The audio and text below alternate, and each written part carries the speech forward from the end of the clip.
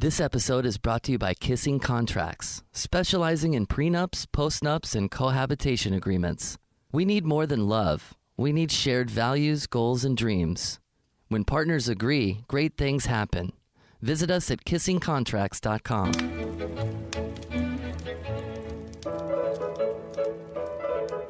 Welcome to She's Myself, an entirely fictional but totally honest show for female entrepreneurs featuring a newfangled book club for you and your cohorts. Let's join Nicole, Lauren, Kate, and Darla in their mastermind group now.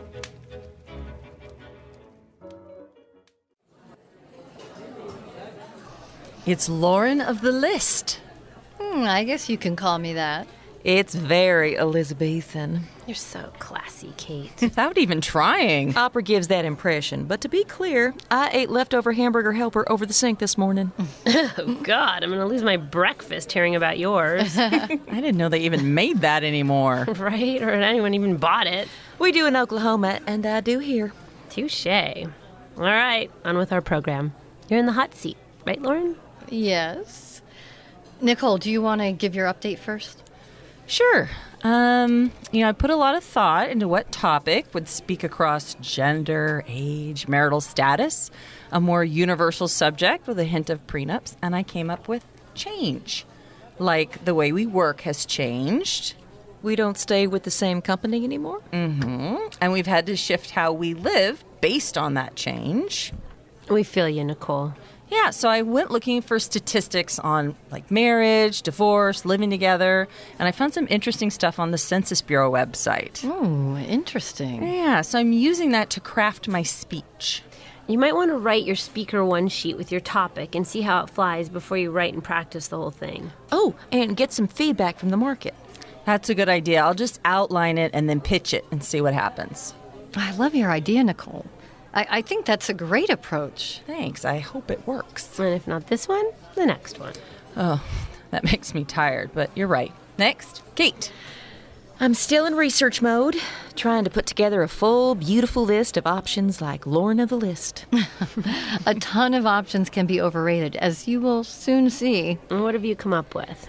Well, I've looked at the sites of lots of theaters and even event centers to see what they're doing, and I've been mentioning it to people I know, like mothers while waiting for the kids at school. One of them mentioned that their Mexican culture and dance club is growing and we might be a good location. They're coming to see it this week. Oh, what an interesting idea. Yeah, and that's a whole different group of people that would know about all the other things you do. I know. There's another woman who wants to start a dance studio, and we have a smaller room that could work for her. You have more than one theater? We have a big one that seats about 150. It's called a black box. It can be changed. And then we have a smaller one, 35 people, that's like a theater classroom, and a rehearsal space that's like a dance room. Oh, you have a lot of good space. We really do. And, of course, when they want to do performances, we have everything they need. Anyway, good things are happening. And how do you feel about it? Well, a little squirrely, like it could happen faster. But you're putting together something that'll go the distance. It's great. Yeah, and you're really deciding what works best instead of just trying to get money in the door. I learned a lot from that carnival. Even our mistakes aren't mistakes because they help us see more options. True. Okay, Lauren, it's all you. Okay. Well, you've all seen my list. Did your printer burn up printing it out? Very funny. I did have to add more ink. And the winning topic is... Well... The winning topic is... my favorites are... Okay, no favorites. The winner is... Okay. Resilience. Yay! I was hoping it would be resilience. Really? Why? Well, the way you talked about it last time. Like it was the magic thing that some people have that makes life better. Wow, that's a lot to ask out of resilience. It is. Is that the case, Lauren? It's true to an extent. Okay, research shows that resilience is a top factor in career success. That resilient kids have more positive lives. That's amazing. It really is magic. So, can we call you the resilience guru? You know how much I love the term guru. I know. That's why I say it all the time. Nice. So your topic is picked. What's next? Do you write a one sheet and a pitch like me? Well, Well, what? I think I should read a few more books and maybe take a few courses. The books I get, but Well, to be honest, haven't you read pretty much all there is to read on this topic? Probably, but there might be more. How many books on resilience, or with a theme of resilience, do you think you've read? Maybe 20. 20? I haven't read 20 books in the last 10 years. You're raising kids, Kate. I have a lot more time. I like to think when I'm done raising them, well, I'll be a reading machine, but I'll probably sit on the couch watching reruns of Friends. what's that thing? If you read how many books on a topic, you're an expert? It's like 3. Yes, but Well, you're over 3 times the legal limit. How are you not an expert? I don't have a degree in it. What's your degree in? I started junior college, but I didn't go on. Okay, but you're one of the most educated people I know. What do you mean? You know so much stuff. Well, everyone knows stuff. No, not like you. You say things like, research shows, and you read research. I mean, nobody reads research. Who reads research? Sure they do. No, I don't. I don't. I don't. See? Really? But you all read. Not like you.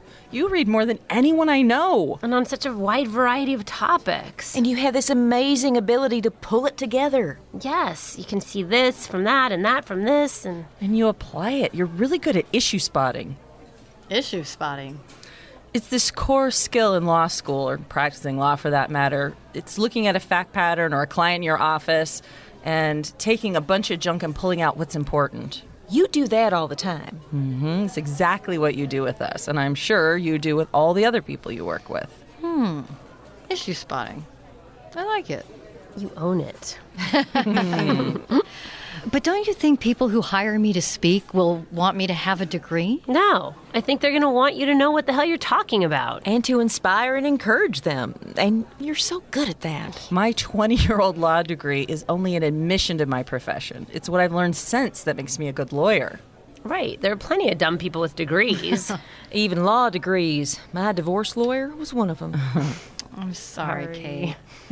No changing the subject. Has the degree thing been an issue for you, Lauren? It has. I can feel intimidated and not qualified. It feels like it would be so much better if I had a degree. What degree would you get? Psychology, counseling. And what books would you read to get that degree? Probably a lot of the ones I've read. Okay, so there you go. You basically have the degree. I've done the reading. The research. True. And the older we get, the less our degrees matter. Degrees. Yes, degrees. It's about what we can do. I teach that to my kids. I don't want them to just get a degree.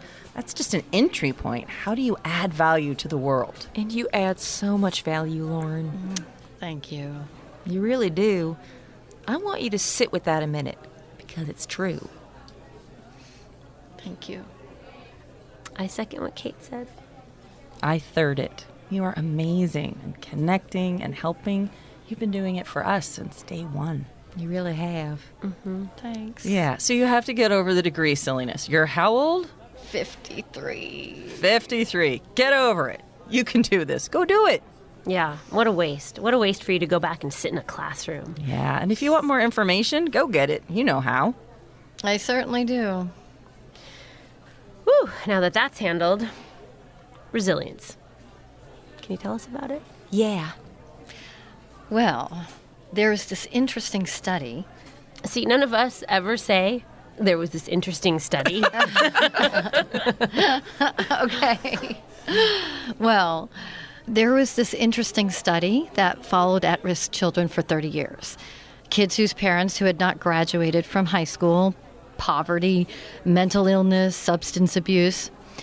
2/3 of them had serious problems very young, but a third still thrived. As the kids got older, even more of them did better. The research said that the reason was even though they had risk factors, they had protective factors like reasoning ability, an ally outside of home. But, the most interesting is an internal locus of control, believing they were in charge of their own fate. That's interesting. They've since discovered that when you change the way you look at the world, you change your outcome. Ooh, I love that. The power's in our hands. Exactly. That's a great idea to base your speaking on. I think so, too. You can do so much with that.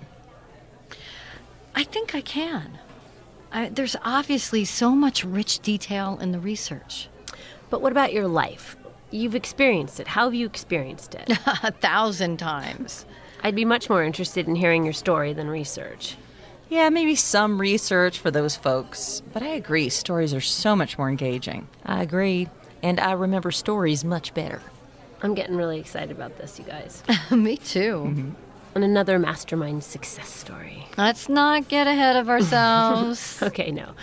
Let's. Okay, what would this speaking on resilience look like if it all went amazing?